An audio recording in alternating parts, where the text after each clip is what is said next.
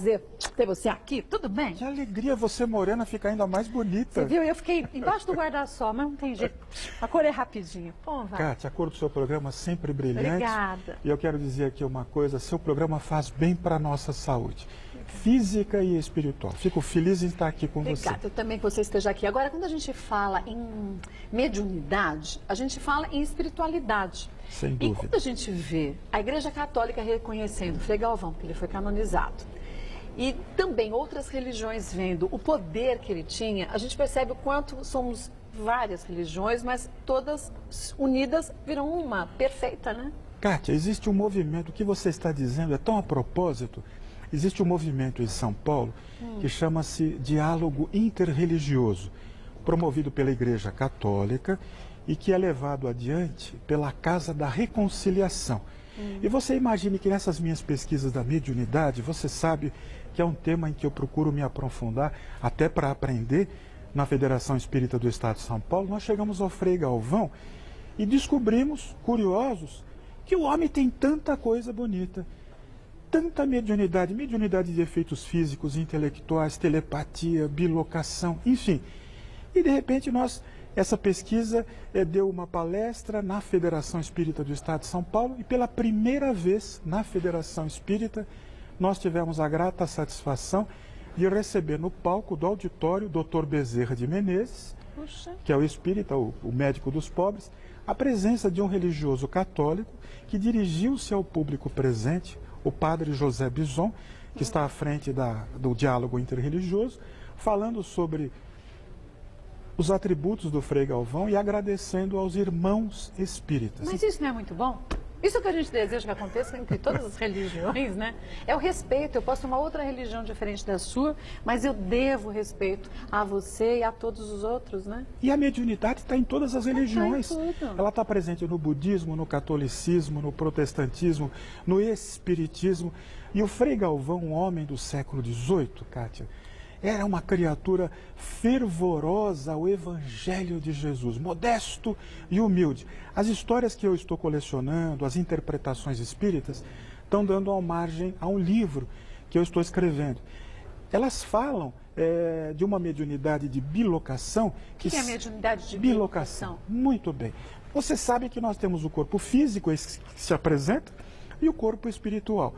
E num determinado momento, os espíritos que sabem, encarnados, que sabem como fazer, não é?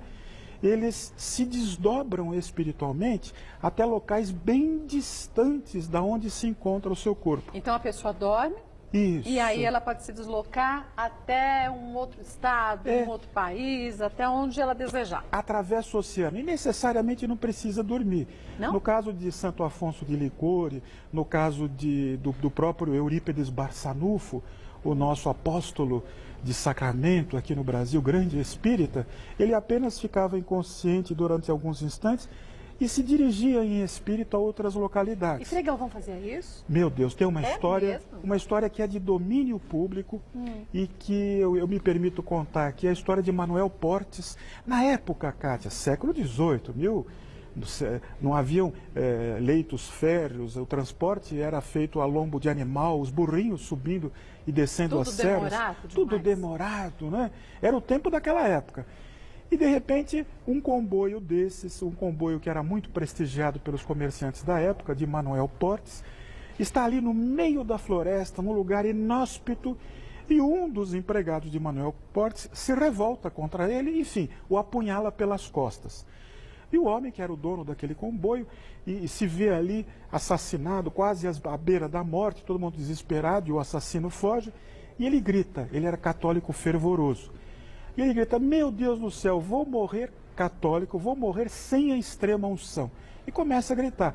E ninguém pode fazer nada, está no meio da selva, no meio da floresta. Vai chamar o padre de que jeito? Mas ele chama, Frei Galvão, valei-me, Frei Galvão. E ele grita, e o pessoal pobrezinho, coitado, já está delirando. Agonizando. Mas eis, Kátia, que surge do meio da mata a figura de um padre. Mas não era a figura de uma criatura viva, como nós estamos aqui nos apresentando. Mas era diferente. E ele vai sem cumprimentar, sem dizer nada a ninguém, caminha na direção daquele homem agonizante, uma aparição, uma materialização tangível, o coloca sobre as pernas, a cabeça do homem, aproxima-se dele para ouvir a confissão, ouve a confissão, diz umas palavras de consolação, deposita a criatura nos estertores da morte, se despede respeitosamente e desaparece. E era Frei Galvão? Era Frei Galvão, que estava ali a centenas de quilômetros distante. Essa é uma das passagens do desdobramento espiritual, bilocação de Frei Galvão. No local, foi um fato tão divulgado, tão impressionante para aquela época, que no local foi erigida uma capela, uma pequena igrejinha, e isso aconteceu outras vezes também. Mas isso é muito interessante, porque a gente fala de duas religiões no século XVIII. Quer dizer, se acontecesse hoje, a gente fala assim, tudo bem, tem a televisão, tem rádio, tem meios de comunicação, influência disso. Naquela época não tinha nada disso. De jeito nenhum. Mas a mediunidade do Frei Galvão também lhe dava momentos assim, folclóricos, engraçados, que caíram no domínio público.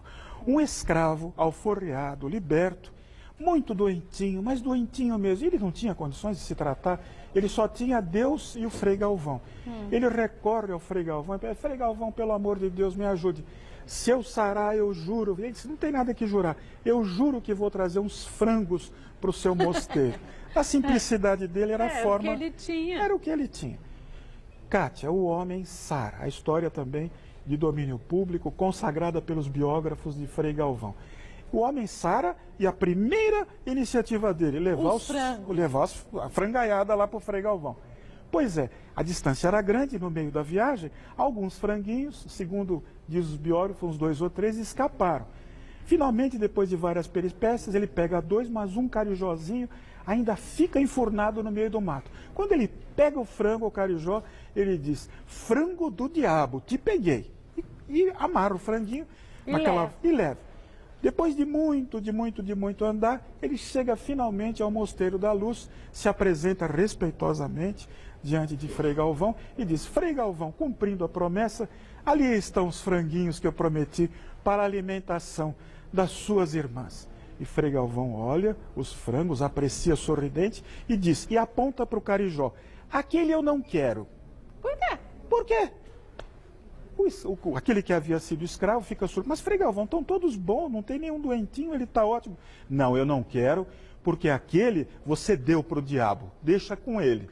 Mas ele tinha um desdobramento assim, ou ele fazia algumas previsões também? Ou entrava no subconsciente da pessoa? O que era isso? Pois é, Kátia, veja, nesse caso, é de se depreender que pela telepatia, tanto o homem pensava em Frei Galvão, tanto que pensava... ele se ligava ao Frei Galvão. Que ele se ligava pela afetividade, pelos laços de gratidão. Mas o Frei Galvão, em inúmeras oportunidades, no dia a dia, em circunstâncias muito difíceis, problemas intransponíveis, ele dizia, não, isso tem solução. E realmente a solução, se não vinha de um lado, vinha de outro. E Frei Galvão, também, a exemplo de Jesus, afastava os chamados demônios. Demônios nada mais são do que gente ruim sem corpo, não é? Tem gente ruim com corpo e tem gente, e quando elas passam pro lado de lá, elas só não têm corpo, mas continuam ruim do mesmo jeito. Não é mesmo, cara? Não é porque morre que vai ficar bonzinho, né? Eu vou continuar lá do outro lado com vontade de tomar café. Aí eu também curto um cafezinho. Ai, meu Deus do céu. E de repente, ele estava em Itu e recebido pelo ouvidor da cidade, na casa do ouvidor, que era uma honraria. Ele sendo recebido com refeição, um quarto arrumadíssimo, quarto de hóspedes. Ele olha para o quarto e o casal não se dava bem. O casal era conhecido pelas suas tertúlias domésticas, pelas encrencas, pelas brigas. Mas o ouvidor mantendo a aparência. Deu a linha. Homem do governo, não é? Homem público. E eis que, de repente, Frei Galvão diz, não vou dormir nesse quarto. O ouvidor olha, mas o Frei Galvão... É confortável? É o que há de melhor aqui em casa? Não, eu quero dormir naquele quarto. Ele aponta o quarto do casal. Que não se dava bem. Que não se dava bem. E aí? O ouvidor diz, não, mas é o quarto nosso. As freiras. Não, eu quero dormir ali.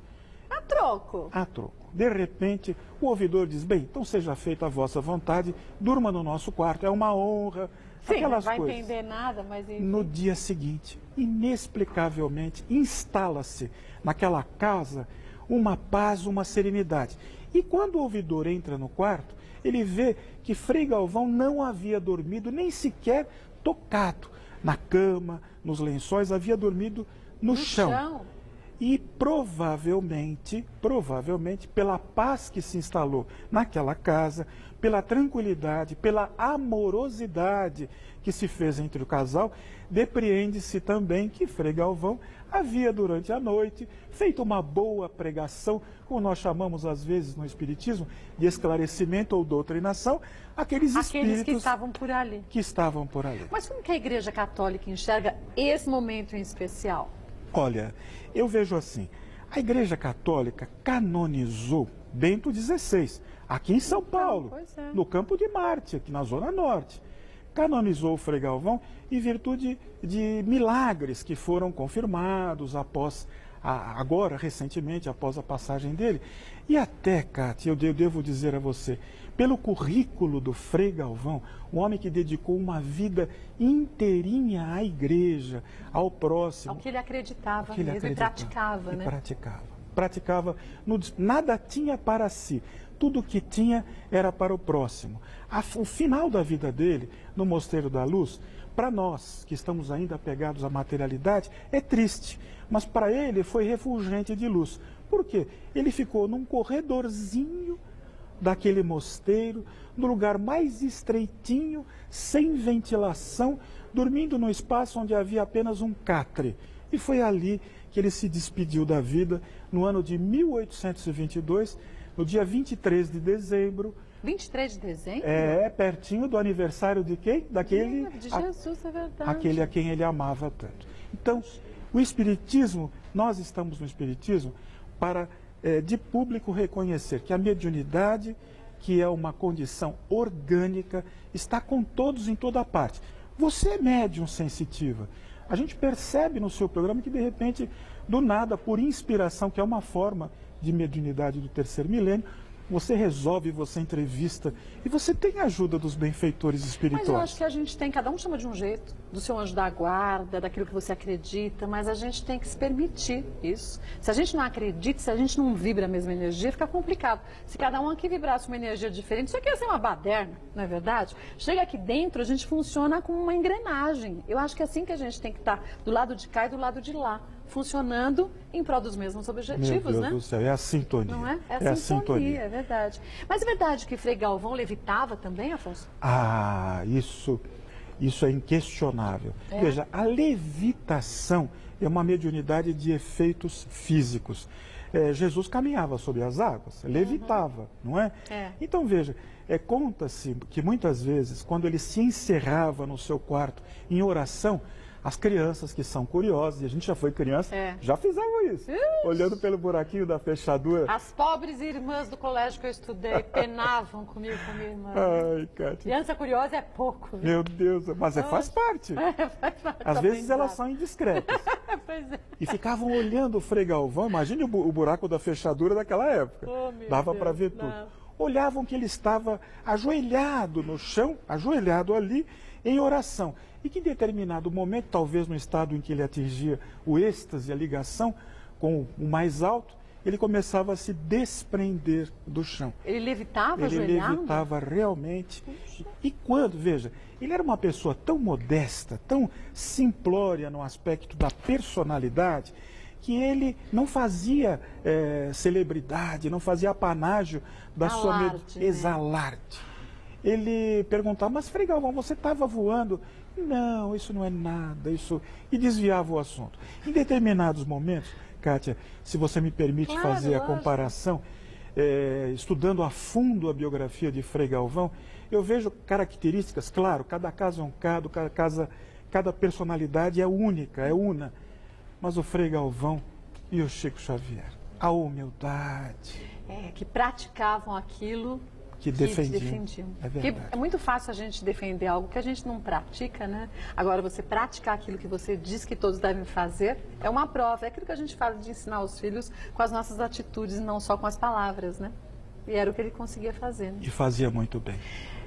A mãe dele também diz que é uma pessoa também especial. Mamãe de Frei Galvão era uma criatura, ela foi embora cedo, era uma criatura devota à caridade. Veja, ela doa todas as roupas que tem para os pobres antes de partir. E ela era uma criatura que se apresentava com muita humildade, embora o marido, o português, era autoridade na aldeia de Guaratinguetá, onde eles tinham nascido. Eles eram de família, se não abastada, De posses. de posses. E Frei Galvão nasce nessa família, ele tem essa possibilidade de ter esse amparo material para estudar, mas ele recebe principalmente da sua mãezinha o exemplo de despojamento, o exemplo de desprendimento, que embora ela pudesse se vestir, se apresentar com luxo e riqueza, era uma mulher simples e despojada e que deixou tudo que tinha para os pobres. Isso marcou muito na história dele.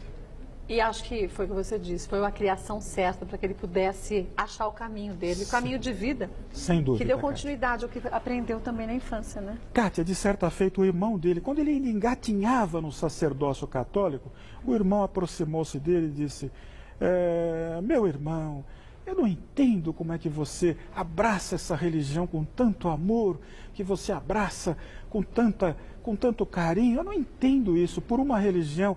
Me explique. E ele perguntou: você ama a sua noiva? O irmão estava noivo. Ele disse: claro que eu a amo, eu adoro a minha noiva, eu quero me casar com ela. E você faria tudo para agradá-la ou não? Claro que faria tudo para agradar a minha noiva, eu faria tudo que ela me pedisse. Pois é, esse é o amor que eu sinto por Jesus e quero fazer tudo que estiver ao meu alcance para agradá-lo. Você entendeu? Ele pergunta. Pior que isso, mais explicadinho que isso, impossível.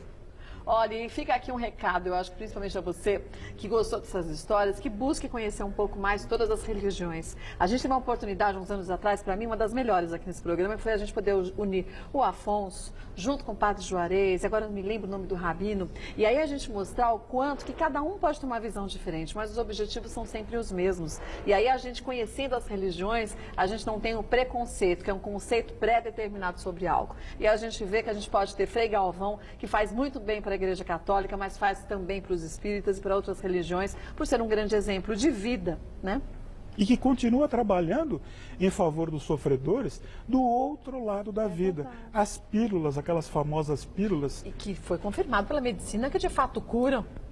Muitos, A fé, né? não é? Muitos religiosos dizem, é placebo, mas que o seja. Mas é a fé das pessoas? Não é? A fé não cura? Mas não é.